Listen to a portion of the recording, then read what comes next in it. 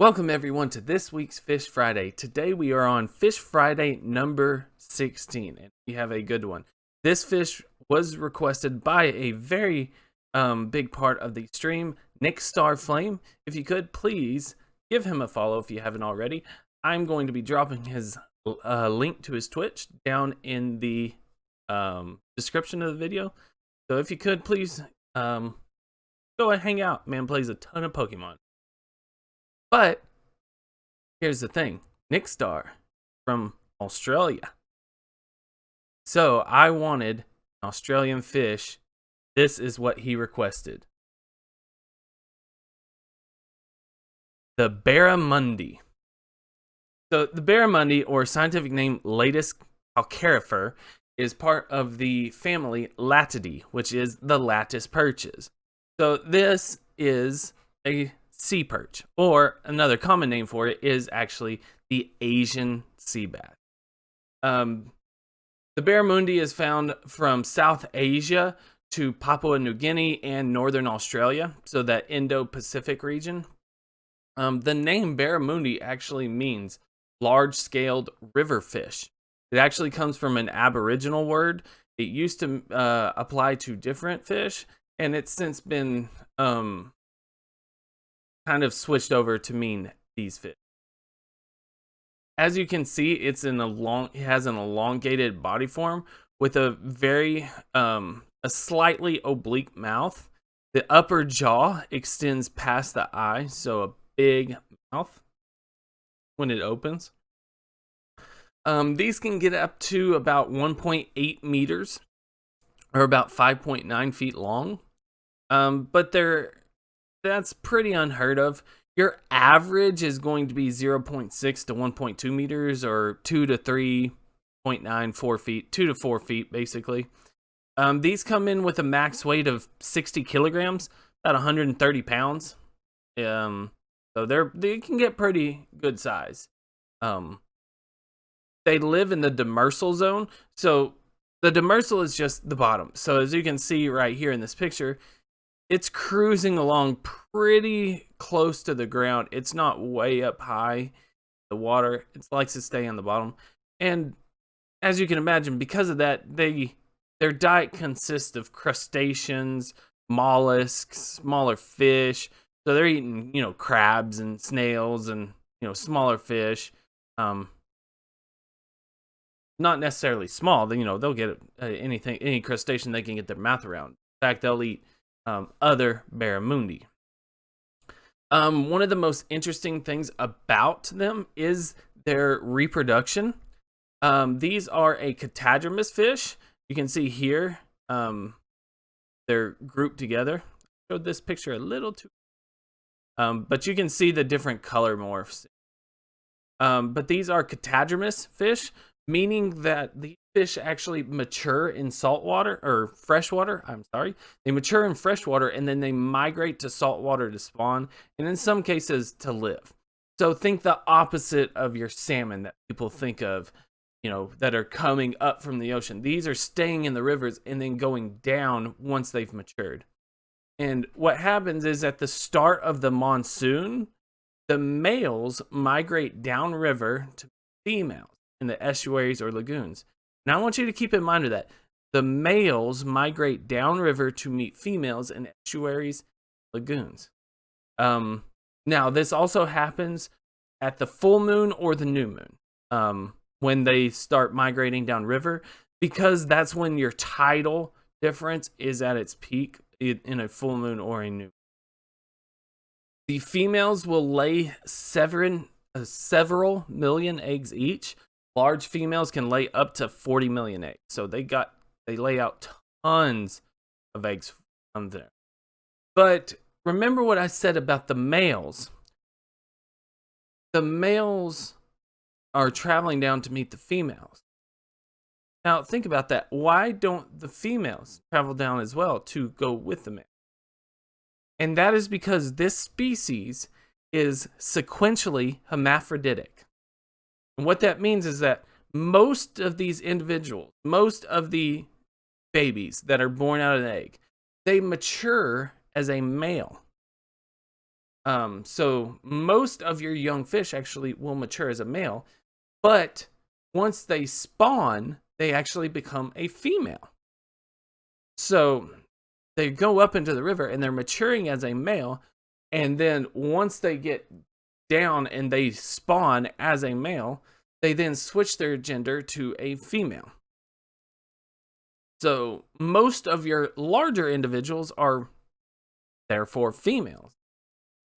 And the females will actually stay in those lagoons or estuaries, or even stay out a little farther into the ocean. So that's why there's not really female. There are a few females that travel down as well, but most of your fish that are going up. So what happens is the fish go out into these estuaries or lagoons, and then they spawn, and then those eggs will get washed farther up into the mangrove swamps and things like, or mangrove lagoons, and then they will swim upriver and mature as males up there, whereas the females will stay down. So basically, once they spawn, most of them stay down in those estuaries. So, very interesting reproduction. Not a lot of fish do. I shouldn't say that. There are fish that do sequential hermaphrodism, but not after one spawning season. Usually, it's they change sexes after the leader of the group dies.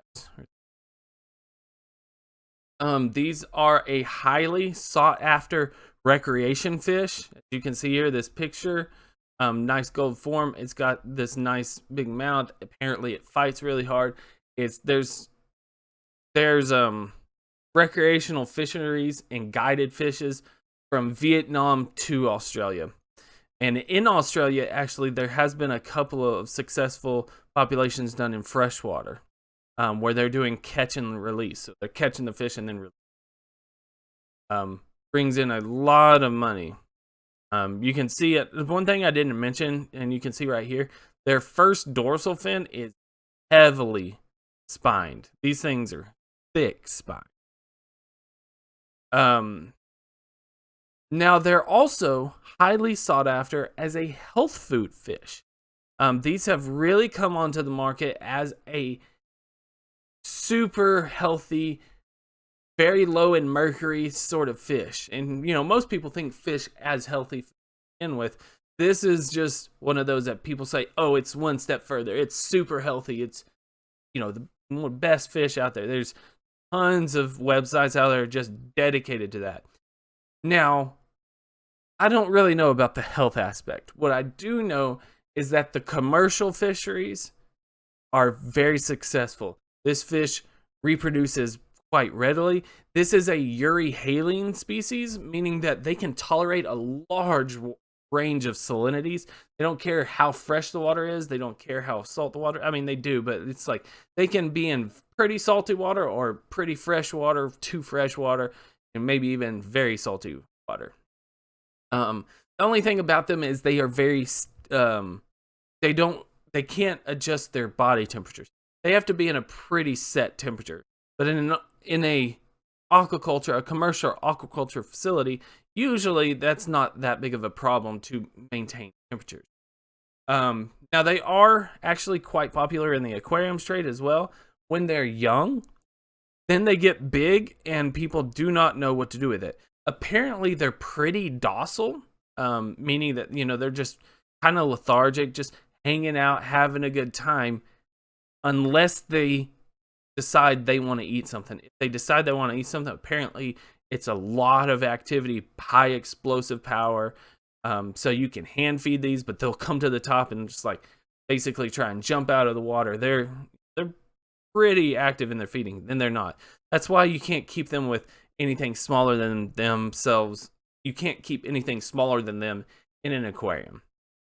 So I would definitely not suggest it as an aquarium pet, but as an aquaculture fish, it seems to be extremely successful. And I'm a very big proponent of aquaculture facilities. I think they should get more exposure, and people should be more aware of them, do more to support them. But even the Barramundi as a wild caught is not doing bad. The wild caught populations of barramundi that are going on the market. They're being caught well. Australia has done such an exceptional job of managing their fisheries. So kudos to the Australians. Everybody give the Australians a clap. And that's not a sarcastic clap. Australia is incredible. Second only to, I think, Alaska. But, all right. Does anybody have any questions? How much is a fish? That's a good question. Obviously, it's going to depend on where you get it. But let's see, barramundi price. So in Australia, in 2018, the price apparently crashed, and anglers were getting as low as $14 per kilogram. But retailers main price to $40 per kilogram. So it's pretty expensive, actually. That might be Australian dollars, which I don't know what the conversion rate. I don't know if that's Australian money or US money. I don't know if there's a difference. I'll be honest with you. So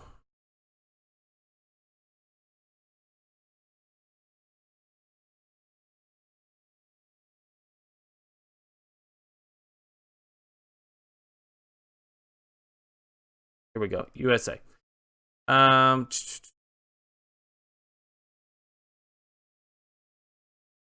So apparently I can buy 10 pounds of barramundi at fillets at $192.65. So 10 pounds, that would be, let's call it 200. That'd be $20 a pound. I think that's how. Yeah. So $20 a pound is an American, at least this order. 8 fillets, 6 ounce each. That's $64. $25 for. I'm assuming that's a singular fillet, maybe 2. I don't know. So thank you guys so much for sticking around. I really appreciate it, and I hope to see you again. If I don't, please be safe. Have a great day. If you could, please leave a like, comment, and subscribe. Again, guys, request the fish. I'll do it. And don't forget to check out our new series, Herp Mondays. Herpetology is the study of reptiles and amphibians. So don't give me the herpes giggles and all that. But no, we're talking about herps, reptile and amphibians. But thank you guys so much again. Take care of yourselves. Take care of your loved ones.